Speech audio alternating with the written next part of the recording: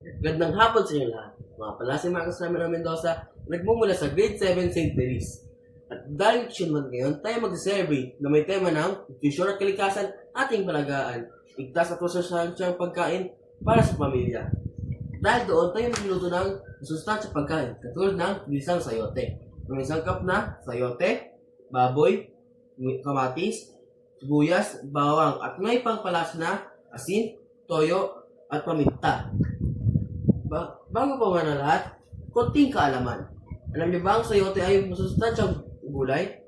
Dahil ito ay nagbibigay ng vitamina, katulad ng vitamin C at mayaman ito sa fiber. Bago tayo magluto, alahanin at tandaan na magsuot muna ng apron at hairnet. At pinaka-importante sa lahat, maghugas ng kamay.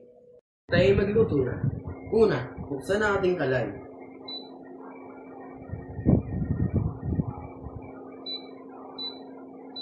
At ilagay ito sa low heat. Hintayin natin uminit ang ating kalan at bago, ilagay ang ating kawali. Kung mainit na, ilagay na natin ating kawali. Hintayin muna natin mainit ang kawali bago ilagay ang mantika. Kung mainit na, ilagay na natin ang ating mantika.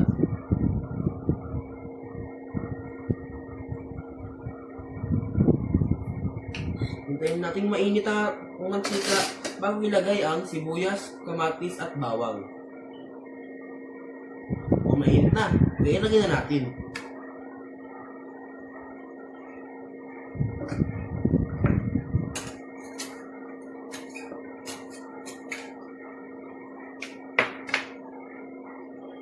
Ito yung ating gigisa bago ilagay ang ating baboy. Hindi mo muna natin amoy ang aroma bago ilagay ang ating baboy.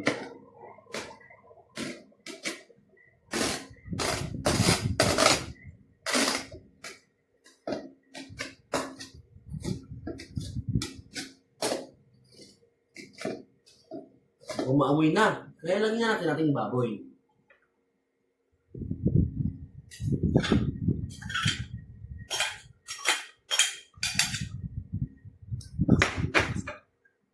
Ngayon naman, lalakasan natin ating kalan. Ito yung ating igigisa hanggat maluto na ang ating baboy.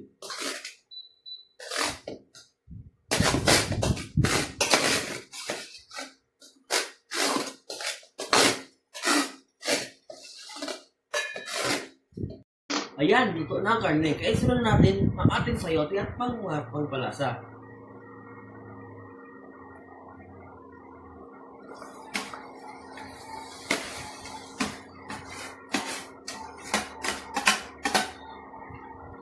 Lagyan na rin natin ang ating mga pangpalasa. Una, tubig. Pangalawa, asin. Pangatlo, toyo.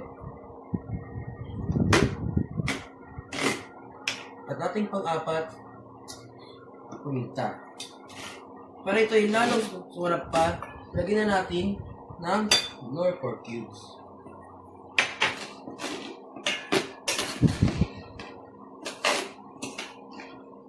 Hintayin natin itong maluto habang ito yung ginigisa natin.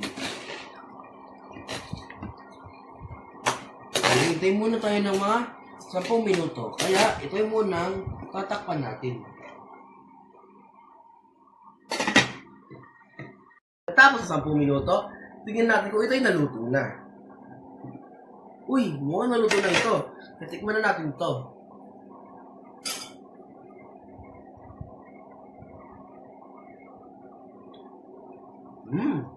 Sarap. Lagyan natin ito sa pag-aalinan. Ito na ating ginisang sayote. Kaya alika, kainin na natin.